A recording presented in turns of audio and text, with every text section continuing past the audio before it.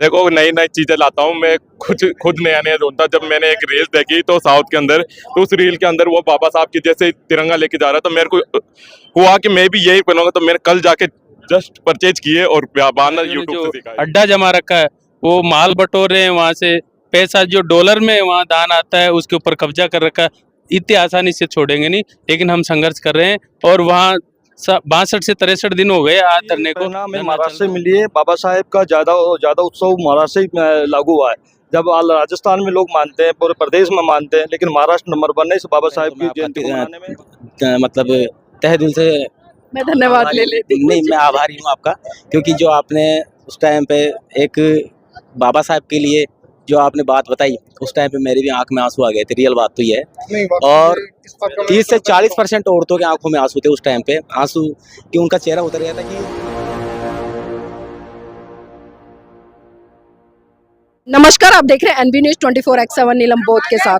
और साथियों, आज का दिन इतना महत्वपूर्ण है कि उसकी चर्चा पूरे भारत देश के साथ साथ में विश्व में भी गूंज रही है। जी हाँ, मैं बात कर रही हूँ परम पूज्य बाबा साहब, संविधान के रचयिता, विश्व रत्न, तरह तरह की उपाधियों से नवाजा गया। आज उनकी 134वीं जयंती और उसी उपलक्ष्य में आज राजस्थान के जयपुर में मेरा आना हुआ है। आप मेरे पीछे मंच देख पा रहे होंगे। यहाँ पर जो डॉक्टर BR अम्बेडकर संयुक्त समारोह समिति खोरा बिसल सहना डूंगर जयपुर की तरफ से यहाँ पर कार्यक्रम आयोजित किया गया है। तमाम युवा मेरे साथ में यहाँ पर आपको मौजूद दिखाई दे रहे होंगे मंच में। सबके हाथों में परम पूज्य बाबा साहब की तस्वीर है। तो आज इन सबसे जुड़ने का प्रयास करूंगी और जानना चाहूंगी कि बाबा साहब की जयंती को वो किस तरह से देखते हैं। क्या खाली जयंती मनाकर ही काम चल जाएगा या फिर विचारों पर भी काम करना पड़ेगा? क्योंकि बाबा साहब साफ साफ कहा करते थे कि बिना वैचारिक क्रांति के कोई भी क्रांति सफल नहीं हो सकती। तो इसी कड़ी में मेरे साथ में समिति के कुछ लोग हैं, उनसे जुड़ने का प्रयास करूंगी। भाई जी, नाम क्या है?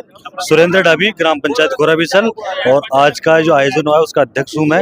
जी सुरेंद्र जी, आज बाबा साहब की जयंती बड़ी धूमधाम से मनाई गई है और मैंने विचार की बात की, क्योंकि किसी भी महान पुरुष के विचारों की जब तक क्रांति प्रकाशित प्रचारित नहीं होगी तब तक सफलता हासिल नहीं।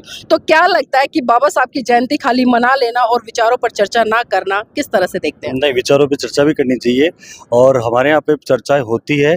इसी वजह से आप आज माहौल देखा होगा आपने, बड़ा जबरदस्त माहौल था। हजारों के तादाद में इकट्ठे हुए हैं और इतना अच्छा प्रोग्राम किया है। और सबके सहयोग से, मेरे गांव वालों के सहयोग से, कार्यकर्ताओं के सहयोग से, कमेटी के सहयोग से इतना भव्य प्रोग्राम हुआ है। उसके लिए मैं इनको भी सबको तहे दिल से धन्यवाद देता हूँ। तो ये कार्यक्रम पहली बार किया है, इससे पहले भी करते आए हैं और जो गैदरिंग आज हमने भी देखी, क्योंकि रोड शो भी निकला, बहुत विशाल भव्य रहा और लोगों में एक अलग ही उत्साह था। नहीं, ये यात्रा हमारी हमेशा रहती है ऐसी। तो और अब की बार और सालों से बेस्ट रहा है। इसमें अभी मूर्ति अनावरण का था, इसकी वजह से आसपास के 25 गांवों के लोग हमसे जुड़े हैं और ये प्रोग्राम भव्य आपके सामने है ही। जी, तमाम महान पुरुष एक बात कहते थे कि हमारी मूर्ति लगाने से ज्यादा सार्थकता है कि उस मूर्ति से प्रेरणा लेकर समाज के लोग जज बनने की तरफ बढ़े, वकील बनने की तरफ बढ़े, डॉक्टर बनने की तरफ बढ़े, पत्रकार बनने तक की तरफ बढ़े, यहाँ तक कि राजनेता तक भी बने। तो क्या लगता है गांव के या जो 10 गांव के लोग आज सम्मिलित हुए हैं, किस दिशा में बढ़ रहे हैं? ना, मूर्ति लगाना तो सही बोले आप, और मूर्तियों से विचार नहीं आते। हमारे यहाँ पे विचार भी है और मूर्ति अनावरण से इन लोगों में उत्साह भी है। जी, तो सर एक बात और जानना चाहूँ, क्योंकि 1956 में परम पूज्य बाबा साहब ने हिंदू धर्म को छोड़कर बौद्ध धर्म की शरण गए थे और भारत देश के तमाम लोगों को एक संदेश दिया था कि आपके लिए ये सबसे उत्तम मार्ग है, क्योंकि ये समानता स्थापित करता है, करुणा मैत्री भाईचारे के साथ में एक साथ आगे बढ़कर प्रेरणा देता है। तो क्या बहुजन समाज के लोग या जो अन्य लोग हैं बाबा साहब में अपनी आस्था रखते हैं, वो इस दिशा में आगे बढ़ रहे हैं? बिल्कुल बढ़ रहे हैं और हमारा गांव तो ही और गांव के भी जुड़ रहे हैं। पहले हमारे गांव में इतनी ऐसा प्रोग्राम होता नहीं था। शायद मेरे को सरपंच बनने के बाद में ये प्रोग्राम हर साल अच्छा होता जा रहा है, बेटर होता जा रहा है और कोशिश है कि आने वाले समय भी इससे बेटर बनाएंगे और आयोजन करेंगे। एक नेता बनकर और उससे पहले एक साधारण जीवन जीकर, दोनों में कितना फर्क दिखते हैं? पहले क्या होता था, मैं जब सरपंच नहीं था तो शायद मैं इन रैलियों में बाबा साहब की जो जयंती होती थी उनमें आता तो था, पर 10-15-20 मिनट के लिए आता था। और जब से 5 साल से मैं सरपंच हूँ, मेन भूमिका में रहता हूँ। और वोट के लिए आते हो या समझ? ऐसा नहीं, ऐसा कुछ ही नहीं है। मैं सर्व समाज को साथ लेके चलने वाला हूँ। अभी गणगौर का थोड़े दिनों में पहले आयोजन हुआ था, उसमें भी मैंने बिल्कुल भूमिका निभाई है। आज के 3 दिन पहले यहाँ पे हनुमान जयंती की एक रैली निकली थी, उसमें भी मैं बिल्कुल भागीदार था। तो मैं सर्व समाज को साथ लेके चलता हूँ और खासकर अम्बेडकरवादी हूँ, तो वो तो है ही दिल में है। जी, सर समाज को लेकर साथ चलते हैं, बहुत अच्छी बात है क्योंकि भारत का संविधान भी कहीं न कहीं धर्मनिरपेक्षता की बात करता है और वो कहता है कि प्रत्येक व्यक्ति को अपनी आज़ादी से किसी भी धर्म को मानने की, उसको फ़ॉलो करने की, उसको प्रचारित-प्रसारित करने की आज़ादी है पूरी तरह से। लेकिन आज हम देख रहे हैं कि भारत देश में लगातार एक माँग उठ रही है कि भारत को हिंदू राष्ट्र होना चाहिए। तो क्या लगता है ऐसे में जो हिंदू राष्ट्र की माँग उठ रही है वो उचित है? इसके बारे में मैं अभी कुछ नहीं बोलूँगा। नेता वाले चलिए ठीक है और भी लोग हैं मेरे साथ। जी, आपका नाम क्या है? मेरा नाम कमल कंसल है। आप अभी बड़े-बड़े जोरदार नारे लगा रहे थे, तो नारों से कितना जोश आता है और कितनी क्रांति उत्पन्न होती है? ऐसा खुशनुमा माहौल और इतनी शांति मिलती है कि इसके अलावा कोई भी चीज़ में मुझे शांति नहीं मिलती बोलने में। जितना आज जो मैं नारे लगाता हूँ बाबा साहब के बारे में या उनके विचार प्रकट करता हूँ, जितना जोश और जितना उत्साह मेरे को इनमें मिलता है और किसी चीज़ में नहीं मिलता। जी, बाबा साहब ने एक बात कही थी कि मेरी जय-जयकार करने से अच्छा है मेरे बताए हुए रास्ते पर बिल्कुल चलो। बात, तो बिल्कुल आज सही बताइए बात। उनके रास्ते पर चल रहे हैं? ना बिल्कुल चल रहे हैं हम, ऐसी कोई बात नहीं। विचारों को साथ में लेते हुए हम बाबा साहब के जयंती भी मनाते हैं, मूर्ति अनावरण भी करते हैं और दूसरे लोगों को समझाते भी है और उनके बताए हुए सारे विचारों को आगे से आगे हमारे जो जितना क्षेत्र उस क्षेत्र के आगे के दायरे में हम बढ़ाने की कोशिश करते हैं। पहले ही वो बाबा साहब की विचारधारा थी, एक सीमित क्षेत्र में थी कि इस गांव में पहल स्टार्ट हुई थी, आज इस गांव ने 25 गांवों को जोड़ चुके हैं। जी, तो आप ये सर हिंदू हैं या बौद्ध हैं ये बताएं? मैं हिंदू, लेकिन मेरे विचार बौद्ध की हैं और मैं जल्दी मैंने इसीलिए सवाल किया था कि बाबा साहब के रास्ते पर चल रहे हैं या नहीं। बिल्कुल मैं बिल्कुल चल रहा हूँ। बाकी तो documented हुआ नहीं। बुद्ध की शरण कब जा रहे हैं? बिल्कुल आप आज से ही हूँ। चलिए आज से हैं। इतने लोगों के साथ तो मैं बोल रहा हूँ बुद्ध की शरण में आपके आज से हाथ में मुझे कलावा दिखाई दे रहा है।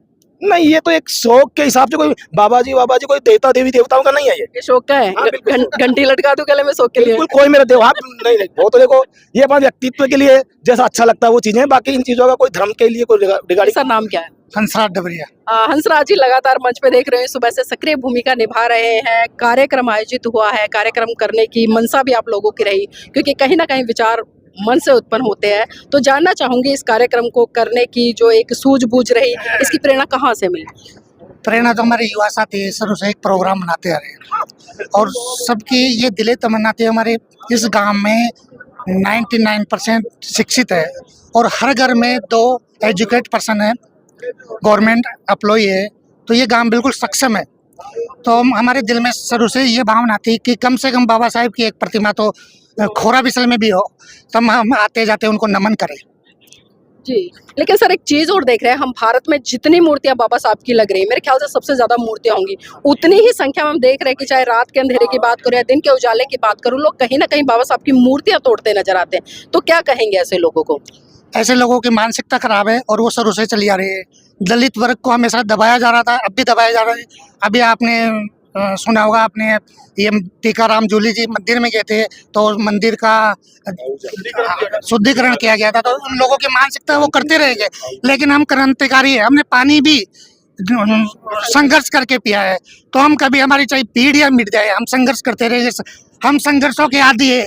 जी, बाबा साहब अक्सर एक बात कहते हैं कि जो व्यवस्था आपको गुलाम बनाया, आपके ऊपर अत्याचार शोषण करे, आपको उस व्यवस्था को एक झटके में छोड़ देना चाहिए। तो आज बहुजन समाज के लिए जितने जरूरी मंदिर है क्या उससे ज्यादा जरूरी है? कहना चाह रहा हूँ उस खोरा बिसल के मन से जो हमारा समाज है, 80% समाज इन मेलों में नहीं जा रहा, इन मंदिरों में नहीं जा रहा। आप किसी से भी जाके पूछ लो। सर एक बात और जानना चाहूंगी, अभी बिहार के बोधगया में एक बहुत बड़ा मुद्दा गरमाया हुआ है, महाबिहार मुक्ति आंदोलन बीटी एक्ट 1949, इसको रद्द करो। तो इसको किस तरह से देखते हैं और उसके समर्थन के लिए क्या कुछ कर रहे हैं? देखो वो बड़े लेवल की बात है और उसके लिए हमारे कार्यकर्ता लगे हुए हैं। जैसे राम अवतार जी 15-20 दिन से वहीं थे, इनकी पूरी टीम वहीं थी, ये लगे हुए हैं और हम इनका बैक सपोर्ट करते हैं। जी अच्छा, राम अवतार जी वहाँ पर गए थे तो मैं थोड़ा सा उन्हीं से जान लेती हूँ। सर एक मिनट बात, मैं अभी सीरियल से आ रही हूँ। सर अभी जिस तरह से आदरणीय जी ने बताया कि जो महाबिहार मुक्ति आंदोलन चल रहा है गया में, आप लोग 20-25 दिन से वहीं थे, तो क्या कुछ देखा वहाँ पर? क्या लगता है कि बीटी एक्ट रद्द होगा? बिल्कुल मैडम होगा और निश्चित होगा। अभी जैसे हमारे हंसराज जी ने कहा कि हम संघर्षों के आदी है और हमें तो पानी भी संघर्ष से मिला है, तो वो तो बीटी एक्ट, वो जो महाबोधि मंदिर है हमारा, वो तो एक क्रीम जगह है और वहाँ पे जो पंडा पुजारियों ने जो अड्डा जमा रखा है, वो माल बटोर रहे हैं, वहाँ से पैसा जो डॉलर में वहाँ दान आता है उसके ऊपर कब्जा कर रखा है। इतनी आसानी से छोड़ेंगे नहीं, लेकिन हम संघर्ष कर रहे हैं और वहाँ 62 से 63 दिन हो गए आज धरने को, धरना चल रहा है निरंतर। हमारा प्रयास है, 2 बार तो हम जाए, तीसरी बार हम 12 मई को भी वहाँ जाने की प्लानिंग कर रहे हैं और अब की 12 मई को भगवान बुद्ध की जयंती वहीं पे मनाएंगे और बहुत विशाल वहाँ कार्यक्रम होगा। जी और जी सबका सर, दबाव में जी बहुत बहुत साधुवाद सर। युवा है, युवा होने के नाते मिशन मूवमेंट को किस तरह से देखते हैं? बहुत बढ़िया तरीके से मूवमेंट चल रहा है और आगे से आगे बढ़ रहा है, गांव टू गांव जुड़ रहे हैं और सामाजिक कुरीतियों को और जो मंदिर मस्जिद की कुरीतियां वो तो बिल्कुल हमारे गांव से हट चुकी है। लेकिन मैं देख रही थी तमाम महिला आज भी कहीं ना कहीं पाखंडवाद, रूढ़िवादी परंपराओं को ढो रही है और आप कह रहे हो कि आगे बढ़ रहे हैं। कैसे आगे बढ़ रहे हैं? बढ़ रही है, धीरे धीरे हटेगा, आज आई है, उनमें काफी परिवर्तन आएगा। एक्स्ट्रा प्रोग्राम फिर करेंगे, नेक्स्ट बार फिर आएगी, ऐसे प्रोग्राम करते रहेंगे और वो आती रहेगी तो ये एक दिन कुरीति जल से नष्ट हो जाएगी। मतलब कितना समय लगेगा? भारत को भी आजाद हुए 77 साल बीत चुके हैं, तो आप लोग कब जागे? क्योंकि जब भी मैं बात करती हूँ यही बात आती है कि धीरे धीरे हो रहा है। अगर मैं एक गिलास में पानी में जहर घोल दूं और मैं कहूँ आप इसको पी जाओ। देखो मैडम, ये 5 साल के अंदर जो परिवर्तन आया है ये अगले 5 साल नहीं लगेंगे और जो आप चाह रहे हो वो हो जाएगा, यानी कि कुरीतियां जड़ से नष्ट। मतलब भारत को बोध में बना रहे हैं। बिल्कुल 100%। मैं नहीं चाह रही, बाबा साहब चाह रहे थे। नहीं, हम भी चाह रहे हैं, आप भी चाह रहे हैं, सब चाह रहे हैं। जी चलिए, मंगल कामना है आपके लिए। तो मेरे साथ में बाबूजी भी है और देख सकते हैं बाबूजी सर से लेकर पाँव तक नीले नीले हो रहे हैं। बाबूजी क्या बात है, कौन सी क्रांति करने जा रहे हैं देश में? जी मैडम, पहले तो आपके चैनल का और आपका हमारे यहाँ पे स्वागत है आपका। आप बताइए। मैंने कहा कि कौन सी क्रांति करने जा रहे हो? क्या आप, क्योंकि आप सर से लेकर पाँव तक नीले नीले हैं। ये मैडम सर से लेके पाँव तक नहीं, मैं अंदर से भी नीला हूँ, मेरा काम भी नीला है, खून भी नीला है, सब कुछ नीला है, मेरा खून भी नीला है और मेरा बाबा साहब का नाम है मेरे इस शरीर में पूरे में, जब नाम लेता हूँ ना जोश आता है बाबा साहब के नाम से। और मैं इन लोगों को कहता हूँ कि जैसे मान लो आज गर्मी लग रही थी, उठ के चले गए, अरे बाबा साहब तो अपने लिए आप तो एक दिन 2 घंटे नहीं तप सके, बाबा साहब ने तो अपनी पूरी जिंदगी, अपने बच्चों की कुर्बानी, सब कुछ पूरी जिंदगी अपने लिए कुर्बान की है और हम लोग 2 घंटे धूप में सहन नहीं कर सकते। तो फिर तो नाजुक है आज की युवा पीढ़ी, नाजुक है आज की युवा पीढ़ी। हाँ नाजुक है, और क्या है, नाजुक है, बाबा साहब को समझ नहीं पा रही है, समझ में आएगी इनको, धीरे धीरे आएगी। युवा लोगों सुन लीजिए, बाबूजी नाराज दिखाई दे रहे हैं। नहीं, नाराज नहीं हूँ मैं, मेरी बोली है ये। देखिए मेरी भाषा नाना पाटेकर की तरह जरूर है, लेकिन मैं क्या हूँ वो आप समझ सकते हो। मैं क्लियर अमेड करवा दी हूँ, आप मेरे घर के चल के देखिए, बिल्कुल सारी फोटो जितने भी अपने महापुरुष हैं उनकी सबकी फोटो है और मैं अपने आज तक बहुजन समाज में जितने भी महापुरुष हैं उनको मैं तहे दिल से। बाबूजी फोटो तो मोदी जी भी उठाकर चलते हैं, अमित शाह जी भी उठाकर चलते हैं, तो क्या उन्हें मान ले हमेशा? नकली अम्बेडकरवादी नहीं हूँ मैं मैडम, नकली अम्बेडकरवादी नहीं हूँ, असली अम्बेडकरवादी हूँ। असली अम्बेडकरवादी की पहचान कैसे करी जाए, बताएं थोड़ा सा। पहचान जी। देखिए, पहचान ये है, पहले तो मैं बता रहा हूँ ना आपके, मेरे घर में चलिए सब महापुरुषों की फोटो मिलेगी आपको। मेरी बीवी, ये जो चौथ औरत का व्रत आता है उसको 5.5 साल हो गई। मेरे 2 बेटे की उम्र क्या हुई आपकी? उम्र क्या हुई? 65 साल में तो चल रहा हूँ। 65 साल में, और अभी 5 साल हुए हैं, मतलब 60 साल ऐसे ही बर्बाद हाँ, तो किए। पहले तो देखो, जब आँख खुले जब ही सवेरा होता है मैडम, ऐसा है, जब आँख खुले जब ही सवेरा होता है। बिल्कुल मेरे सही, 2 बेटे की बहू है। बिल्कुल बिल्कुल बिल्कुल सही बात कही जी। सबसे बड़ी इनकी मानता है, इन्होंने पति पत्नी दोनों ने अपनी देह दान कर दी है, ये एक बहुत बड़ी इनकी वो उपलब्धि है। अपना पूरा बॉडी, मतलब इन्होंने अपनी पूरी बॉडी डोनेट कर दी। इसके लिए साधुवाद के पात्र है बाबूजी आपने, क्योंकि देह दान करना वास्तव में मानव कल्याण के लिए बहुत जरूरी है। भैया सुबह भी बात हुई थी, अब भी जानना चाहूंगी, बड़ा मतलब साउथ इंडियन स्टाइल में है, और मिशन मूवमेंट को किस तरह से देखते हैं, किस तरह से समझते हैं? देखो मैम, ये फर्स्ट बार काफी अच्छा उल्लास के साथ हुआ है और काफी लोग आए हमारे गांव से, कभी करीब 15 से 20 गांव यहाँ से जुड़े हैं, तो अच्छा लग रहा है। सारे युवा पीढ़ी मेरे साथ भी है, काफी देर के, हम काफी दिनों से सो भी नहीं पाए।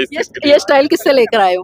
देखो, नई नई चीजें लाता हूँ मैं, खुद नया नया ढूंढता। जब मैंने एक रील देखी तो साउथ के अंदर, तो उस रील के अंदर वो बाबा साहब की जैसे तिरंगा लेके जा रहा, तो मेरे को हुआ कि मैं भी यही पहनूंगा। तो मैंने कल जाके जस्ट परचेज किए और बाना यूट्यूब से सीखा है इससे। तो बोध बन गए आप?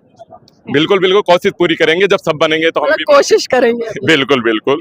चलिए देखिए, एक झटके में इन्होंने ड्रेस गेटअप चेंज कर लिया, झंडा लहरा लिया, लेकिन अभी बुद्धिज्म की तरफ बढ़ने के लिए कोशिश करेंगे। भाई जी नाम क्या है? निर्मल हिंगोनिया जी।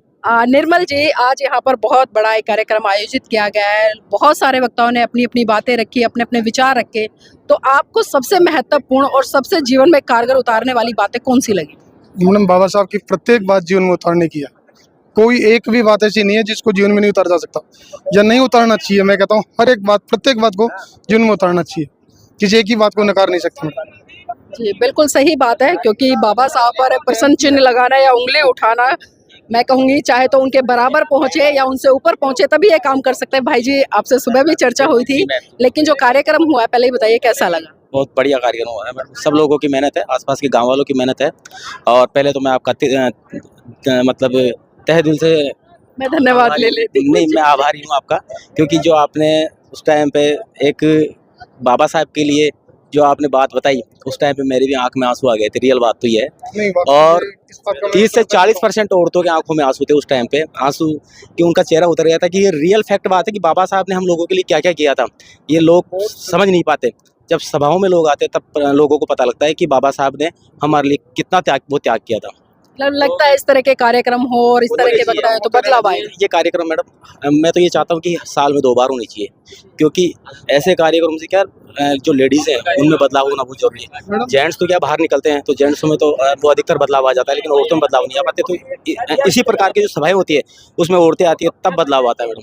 क्या कह रहे मैं हैं मीडिया से एक बात और कहना चाहूंगा कि बाबा साहब की जो भी शिक्षा है उसको पाठ्यक्रम में भी डालना चाहिए, जिससे छोटे छोटे बच्चों में शुरू से ही इस चीज का मतलब कि ज्ञान बोध हो और वो इस चीज को आगे बढ़ा सके। क्योंकि आप पाठ्यक्रम में डालने की बात कर रहे हैं, हम देख रहे हैं कि आए दिन पाठ्यक्रम में से हटाई जा रही हैं चीजें। हाँ मैडम, ये इसका बहुत बड़ा दुख है हमें, और ये कष्ट भी है कि इसको पाठ्यक्रम से हटाया जा रहा है, जबकि सच्चाई होनी चाहिए कि इसको डालना चाहिए पाठ्यक्रम में, कि छोटे से बच्चे से लेके सब तक का। तो उसके लिए तो सत्ता में आना पड़ेगा मैडम, हम इसके लिए संघर्ष रहता है। यदि कोई अपना साथी आता है तो हम उसको सपोर्ट में है और हम उसके सपोर्ट में मैडम।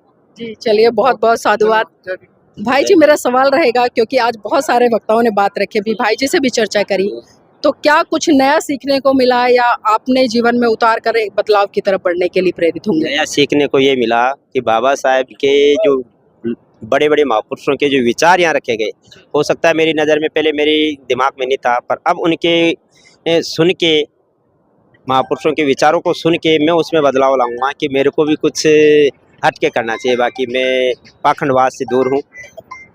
हटके क्या करेंगे? बाबा साहब ने सीधी लाइन दी है। वो तो दी है, पर मेरी नज़र में मतलब मेरी पहुँच से कम दूर था ना महापुरुष। अभी जो वक्ताओं ने बोला तो उससे मेरे समझ में आई, स्टडी नहीं पे प्रभाव तो पड़ता है ना। ये वक्ता बोले, कई लोगों में प्रभाव आएगा तो मेरे को भी चेंजिंग आएगी इसमें।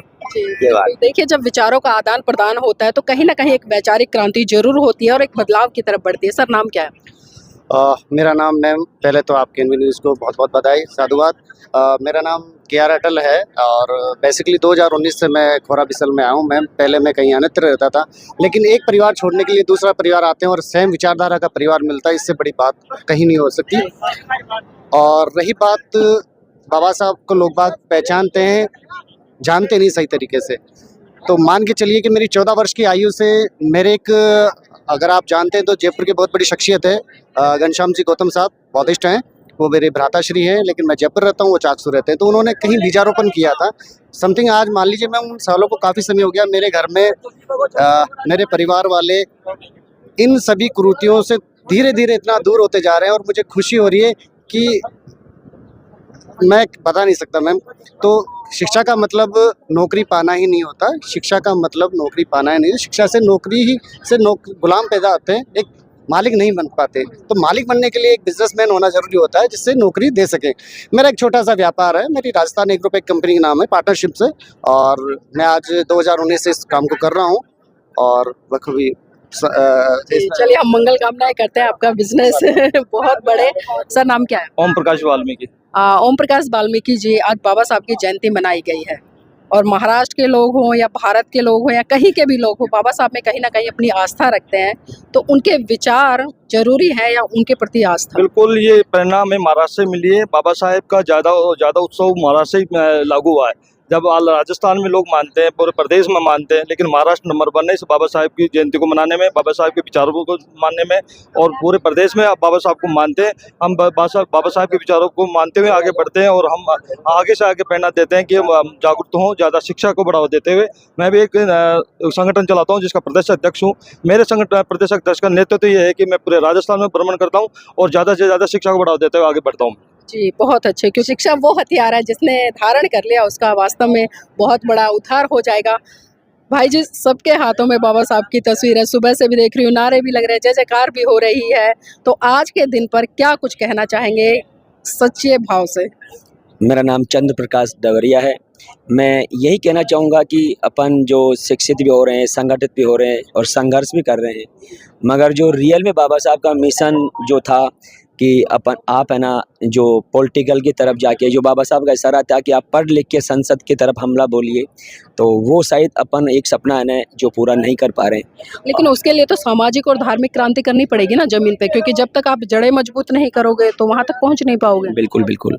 यही अपने भारत के अंदर एक दुर्भाग्य रहा कि मतलब एक जो सामंतवादी और ये हिंदूवादी आरएसएस संगठन वालों ने जो अपने युवाओं के अंदर एक हिंदुत्व की है ना जो ललक जगा के है ना एससी, एसटी और ओबीसी जो अपने भारत देश के अंदर सबसे ज़्यादा जनसंख्या के अनुपात में 85% हैं। तो उनकी गलती क्या है? वो तो अपना काम कर रहे हैं, तो इसका मतलब हम ये समझे भाई काम आप लोग नहीं कर रहे, जो बहुजन समाज के लोग हैं या लीडर हैं या तमाम संगठनों के अध्यक्ष हैं, वो काम नहीं कर रहे, क्योंकि आरएसएस तो लगातार काम कर रहा है, 4 बजे शाखा लगानी शुरू कर देता है और आपका ही समाज कट के कहीं ना कहीं उधर जा रहा है। तो कमियां उनमें नहीं है जहां तक मैं समझ रही हूँ। कमियां आप में ये है कि अपन जातियों में बटे हुए हैं और जातियों में बटे होने की वजह से एससी के अंदर 6743 जातियां आती है, वो सभी जातियों में बटे हुए हैं। कहीं न कहीं अपन है ना एकजुट में आके एससी वाले पूरे एक हों, एसटी वाले एक हों, तो तब बाबा साहब जाके ने उसके लिए रास्ता दिया है ना कि भाई जाति तोड़ो और आप बौद्ध धर्म की शरण में जाओ। जब आप बिल्कुल, बौद्ध, बिल्कुल, अभी जैसे बिल्कुल, भाई जी हाँ, वाल्मीकि समाज से है, कोई मेघवाल है, कोई खटिक है, हम कोई जाटव है, कोई कुछ है, हम अगर ये सारे जातियां हटा देंगे और बौद्ध लगाए तो बौद्ध बन जाएंगे, बड़ा समाज बनेगा।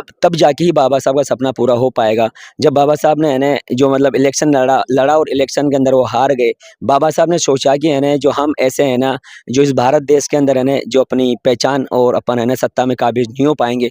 लास्ट में बाबा साहब ने सन 1956 में उन्होंने है ना जो बहुत बड़ी तादाद के अंदर है ना बौद्ध धर्म ग्रहण करके भारतवासियों को ये बौद्ध धर्म देके गए थे और वो उनका ये सपना था कि भारत अगर पॉलिटिकल में भी अगर है ना जो काबिज नहीं हो पाया तो मेरे भारत देश के अंदर जो सम्राट अशोक बुद्ध का दिया हुआ है ना जो धम्म था वो कहीं अगर भारत के अंदर काबिज हो जाएगा तो मेरा भारत दोबारा से बौद्ध में होके अपने सत्ता के अंदर काबिज होके जो बाबा साहब का सपना था वो कहीं न कहीं पूरा होता हुआ नज़र आएगा।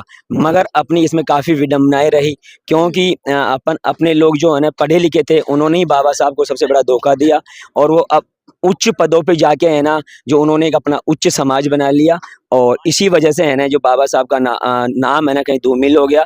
मान्यवर कांशीराम जी ने है ना बाबा साहब को जाना और पहचाना और उन्होंने बाबा साहब के जो सपने को पूरा किया तो उस बारे में ना मान्यवर कांशीराम जी को पूरा श्रेय जाता है जिन्होंने यूपी के अंदर है ना जो बहन कुमारी मायावती को 3 बार मुख्यमंत्री बनने का मौका दिया और वो मान्यवर कांशीराम जी के पद चिन्हों पे चलते हुए उन्होंने है ना जो यूपी के अंदर है ना जो 3 बार सत्ता काबिज करी और सत्ता काबिज करके उन्होंने ये साबित भी करके दिखाया कि सर्वजन सुखाय सर्वजन हिताय की नीति से उन्होंने पूरे 5 साल तक है ना जो यूपी के अंदर है ना जो राज किया और राज करके उन्होंने अपना एक सबसे बड़ा गौरवान्वित जो काम किया है वो किया है महापुरुषों को उन्होंने मतलब जगह जगह अपने स्थान दिए जिससे कि आने वाले समय में 100 साल तक भी ये पता रहेगा कि हाँ अपना कोई राजा बना था। जी, और जी, बिल्कुल, बिल्कुल सर, हम और मैं क्योंकि आप राजनीति पे आ गए हैं, पार्टी पे आ गए हैं और ये कार्यक्रम बिल्कुल सर समाज का हुआ है। मैं मानती हूँ कि उत्तर प्रदेश में जिस तरह से बहुजन समाज का एक इतिहास रचा गया है, आज वो मूर्तियों के माध्यम से चीख कर उस इतिहास को दोहराता है। तो मैं चाहूँगी आप इसी वीडियो को लाइक करें, शेयर करें और आज की जो महत्वपूर्ण ये चर्चा तमाम साथियों के साथ में रही, वो आपको कैसे लगी इस पर भी अपनी प्रतिक्रिया जरूर दें।